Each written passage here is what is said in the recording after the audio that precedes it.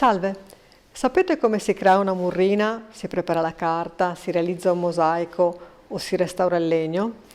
Sono lavorazioni artigianali di lunga tradizione che richiedono non solo perizia e abilità, ma anche creatività e sensibilità artistica. 4 maestri artigiani della nostra città mettono a disposizione il loro sapere a chiunque sia interessato a conoscere il loro mestiere o a muovere i primi passi per impararlo. Le organizzazioni di volontariato ADA, Associazione per i diritti dell'anziano Veneto, e il Granello di Senape, in collaborazione con il Centro Servizi di Volontariato di Venezia e con le associazioni Nicola Saba e Voci di Carta, nell'ambito del progetto Arti e Antichi Mestieri, propongono 4 video in cui Fernando Masone, nel suo laboratorio Galleria alla Giudecca, mostra come fabbrica a mano la carta, che poi utilizza per opere d'arte sue e di altri artisti, gioielli, preziosi quaderni. Pino Inzerillo, che nella sua bottega Laboratorio L'Albero a Castello crea accessori e piatti in vetro millefiori. Giovanni Cucco, maestro veneziano mosaicista, caporestauratore dei mosaici della Basilica di San Marco, nella sede dell'Associazione ADA in Campo San Luca, spiega i rudimenti di quest'arte. E poi Antonio Pistis, esperto nell'arte dell'intarsio su legno, nell'aula laboratorio dell'Istituto Comprensivo Giulio Cesare a Mestre, introduce alcune nozioni di restauro. Non si tratta di tutorial, ma di percorsi laboratoriali che possono diventare un'occasione per apprezzare l'arte veneziana, un hobby per il tempo libero e soprattutto un'opportunità per iniziare un percorso di formazione al lavoro. In questo tempo di confinamento possono servire a rinsaldare i legami associativi e creare una comunità anche all'interno del carcere di Santa Maria Maggiore. Per questo chi è interessato a partecipare a degli incontri online o, quando sarà possibile, a seguire dei corsi in presenza, può chiamare il numero 041 23 79 761 dalle 10 a mezzogiorno, dal lunedì a venerdì. Il progetto prevede infatti un supporto e consulenza sugli strumenti di comunicazione interattiva per tutti quanti non ne abbiano dimestichezza.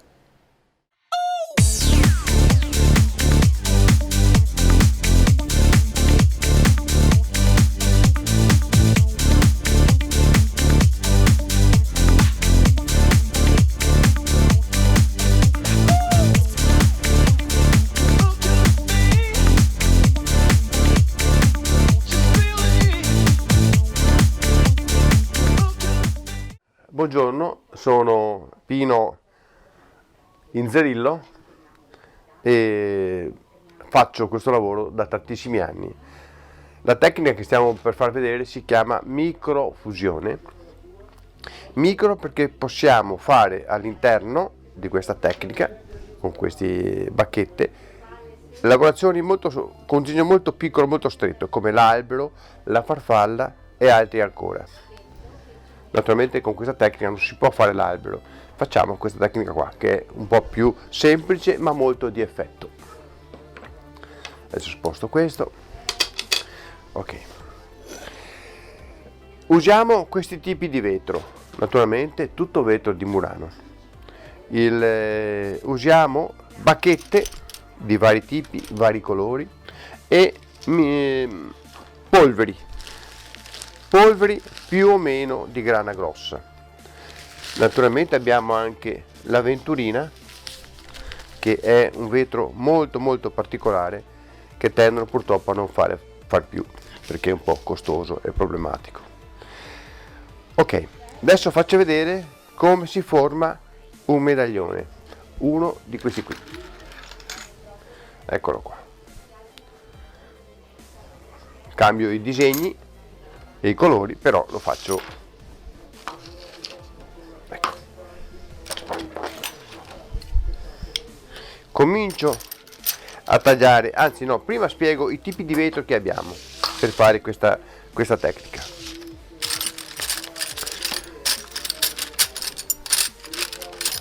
Il primo tipo di vetri che abbiamo, cioè queste bacchette, sono come sempre tantissimi colori e trasparenti, fanno passare quasi 100% di luce. Poi il secondo tipo, questi sono opalini, questi fanno passare un po' di luce, molto eleganti, piace molto a tanti stranieri e anche a me.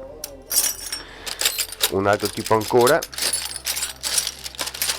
ecco, questo invece è un colore che non fa passare niente di luce, è totalmente opaco, si chiama pasta come spaghetti.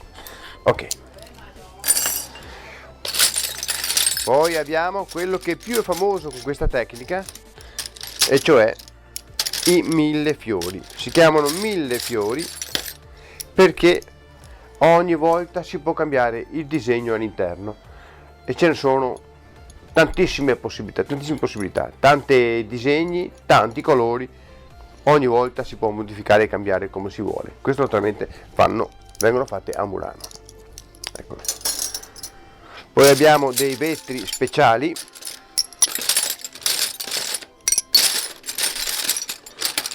come questi, che sono vetri molto eleganti. Questo si chiama Zanfirico ed è estremamente particolare e anche molto costoso. Questo non si può fare questa tecnica, però spiego e faccio capire che c'è anche questa possibilità. Poi abbiamo dei vetri antichi, abbiamo vetri di 100 e 200 anni fa, eccoli qua. Questo è un vetro che ha circa 60 anni, tecnicamente è molto bello, meraviglioso, e questi sono vetri che hanno 100 e 200 anni. Ecco, ho spiegato un po' a grandi linee la materia che noi usiamo per fare la microfusione. Ok, allora adesso vorrei fare un medaglione. Questo esempio è proprio l'inizio di partenza. Comincio con tagliare le bacchette circa 1 centimetro, quindi vado di getto, ecco, e cominciamo a fare la composizione.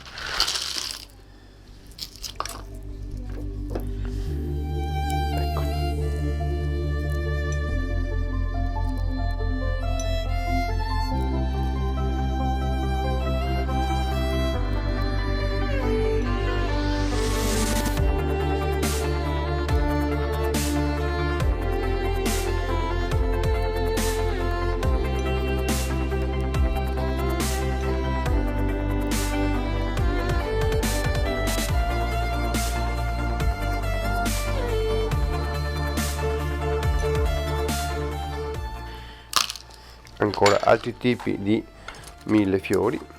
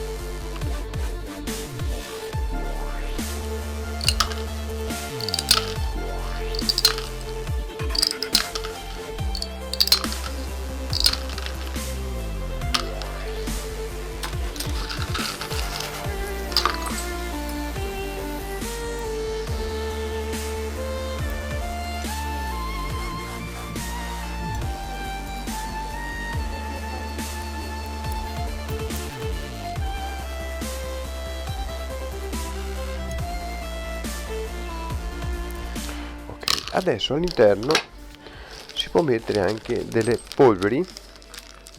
Allora, con un cucchiaino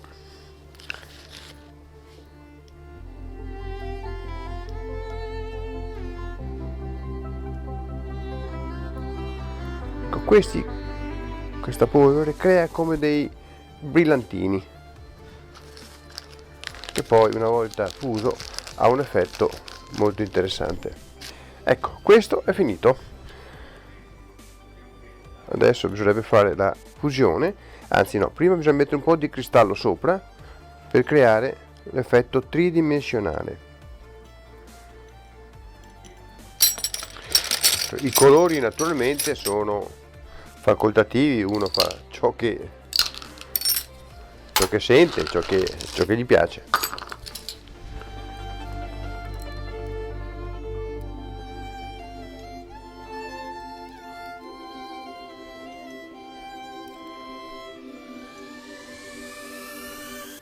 Questo grosso modo, naturalmente in forma diversa, diventa così.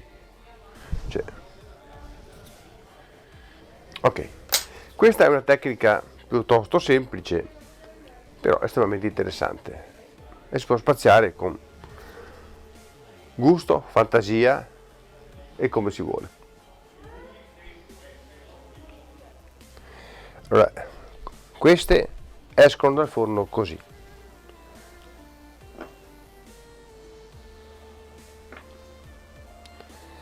Cominciamo a levigarle.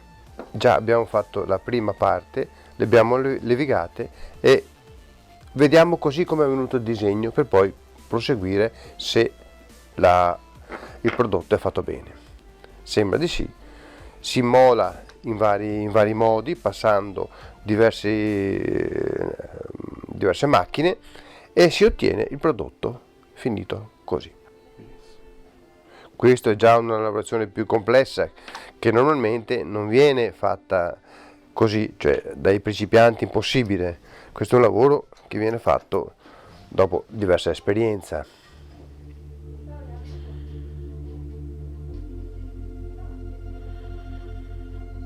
Ecco, con la stessa tecnica per fare i medaglioni si può ampliare ed arrivare a fare pezzi più grandi. Questo è un piccolo piattino che dopo viene ancora messo in forno e gli si dà la forma.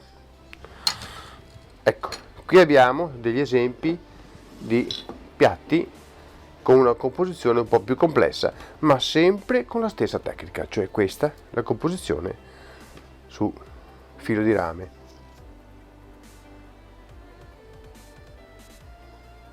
Come si vede, qui c'è la possibilità di fare la tridimensione, una tecnica estremamente interessante, e si può giocare col vetro veramente.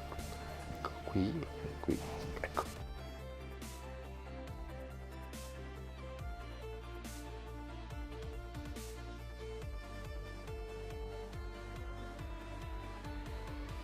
Nella fase di composizione, questa fase qua, poi si comincia ad andare in forno e si comincia a stringere l'oggetto fino a portarlo, sono partito al contrario, fino a portarlo alla dimensione che uno vuole. Qui prodotto finito, tirato fuori dal forno, e si comincia a levigarlo. Ecco, questa è la parte che abbiamo detto prima, questa, cioè si vede il disegno come è venuto per proseguire poi il lavoro, e si comincia a tagliare col disco diamantato, dare già la forma a cabochon ed arrivare al prodotto finito. È un processo un po' lungo, però estremamente interessante, estremamente bello perché si sente l'oggetto che da un piccolo pezzo di vetro come questo, da un insieme di questi piccoli pezzi, può uscire un prodotto finito così.